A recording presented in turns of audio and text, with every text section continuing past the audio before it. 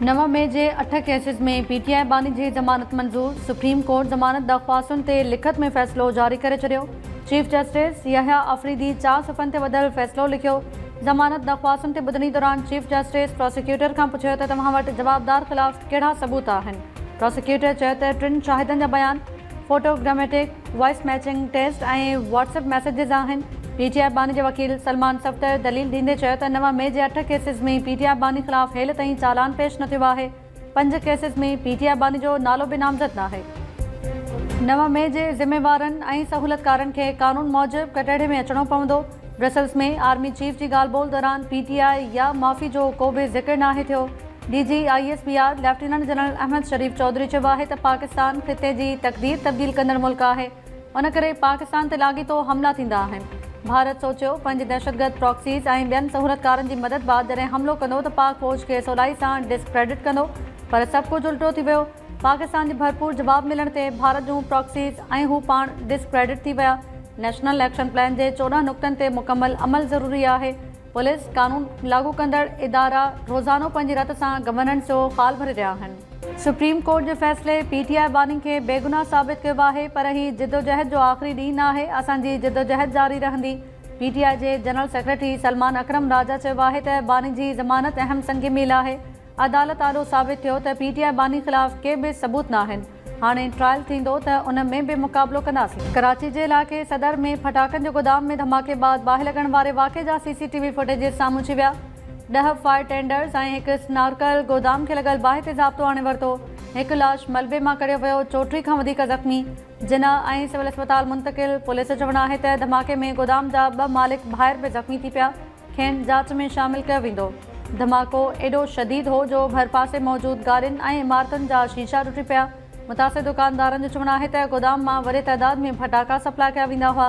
Governor house में जश्न जी तक़रीब दौरान बि हिन ई गोदाम मां फटाका घुराया विया हुआ।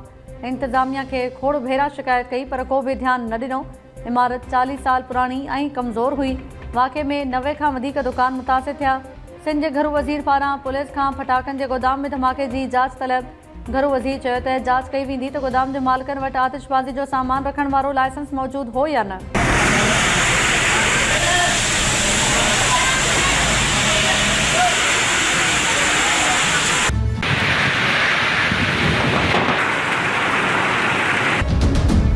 सिंध जे मुख़्तलिफ़ इलाइक़नि में बरसाती पाणी जो निकाल इंतिज़ामिया लाइ चैलेंज बणिजी वियो। कराची में हेठाहीं वारा इलाइक़ा बरसाती पाणी हेठि अची विया।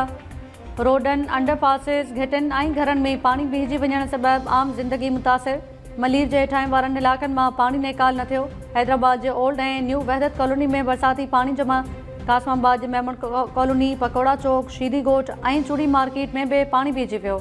लतीफ़ाबाद, सब्ज़ी मार्केट, बदीन स्टॉप ऐं फतेह चौक पाणी जे तलाउ में तब्दील।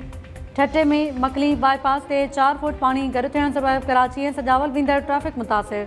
बरसाती पाणी रोड जे हिकु हिसे खे लोढ़े वियो। सांगड़ में तेज़ बरसात बाद हेठाहीं वारनि इलाइक़नि में तलाउ ठही विया। रस्तनि, घिटियुनि ऐं चौक ते पाणी जमा। शहरनि पंहिंजी मदद पाण तहत घरनि मां पाणी कढियो। मटियारी में SSB हाउस, CIA सेंटर ऐं ॿियनि सरकारी इमारतुनि में पाणी दाख़िल।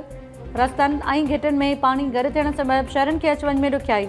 मीरपुर ख़ासि जे शाही बाज़ार, सिविल अस्पताल रोड, जिना रोड ऐं ॿिया रस्ता तोड़े घिटियूं तलाउ में तब्दील। ग़रीबाबाद पाड़ो, चाकी पाड़ो, मुहाजिर कॉलोनी ऐं ॿिया हेठाहीं वारा इलाइक़ा पाणी हेठि।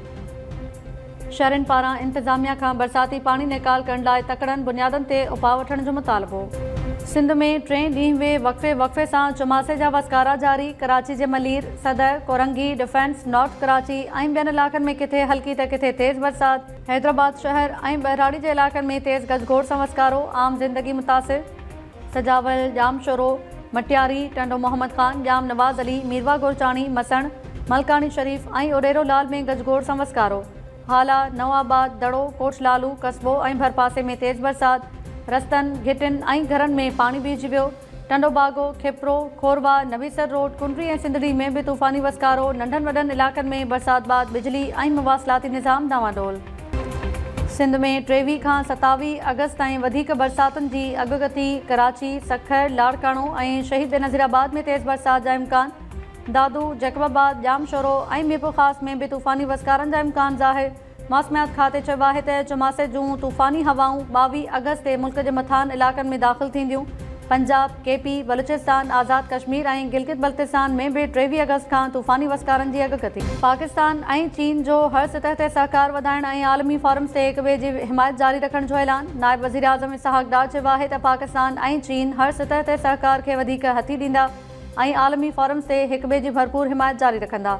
पाकिस्तान जी सलामती ऐं ख़ुदमुख्तियारी जे तहफ़ुज़ लाइ चीन जे अज़म जी वाखाण कयूं था।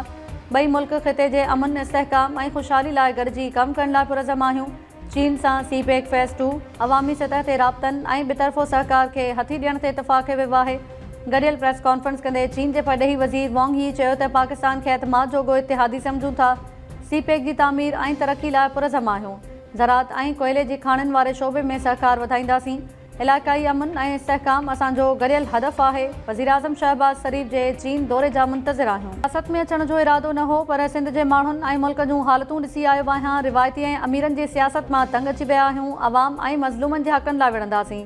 जूनियर ज़ुल्फ़कार भुट्टो जूं लाड़काणे में मीडिया सां ॻाल्हियूं। जूनियर ज़ुल्फ़कार चयो त शहीद ज़ुल्फ़कार भुट्टो जो नज़रियो अवाम खे सहूलतूं ॾियण ऐं ख़िदमत करणु हो। हाणे असांजा सियासतदान सम्झनि था हू महाराजा आहिनि, पर असल में सियासतदान अवाम जा ख़ादिम ऐं नौकर आहिनि। उमरकोट में मीडिया सां ॻाल्हाईंदे सैयद ज़ैन शाह चयो त इलेक्शन जो निज़ाम शफ़ाफ़ न रहियो आहे। एहतिसाब जो निज़ाम ख़तमु कयो वियो आहे। पैसनि जे ज़रिए समूरी इलेक्शन मैनेज कई पई वञे। जेकॾहिं शफ़ाफ़ इलेक्शन थी त पीपल्स पार्टी खे सिंध मां शिकस्त मिलंदी। कंडियारो भरिसां क़ौमी शाहराह ते तेज़ रफ़्तार ट्रॉलर मोटरसाइकिल सवारनि मथां चढ़ी वियो। हिकु निंगरी ऐं हिकु औरत फौत, हिकु औरत ज़ख़्मी। लाश ऐं ज़ख़्मी औरत खे इस्पताल मुंतक़िल कयो वियो। पुलिस मूजिबि जमाल पेट्रोल पंप भरिसां हादसो पेश आयो। हिकु औरत रशीदा बीबी ऐं निंगरी हाजरा थरे ते फौत थी वियो। हिकु औरत गुलबानो ज़ख़्मी थी पई।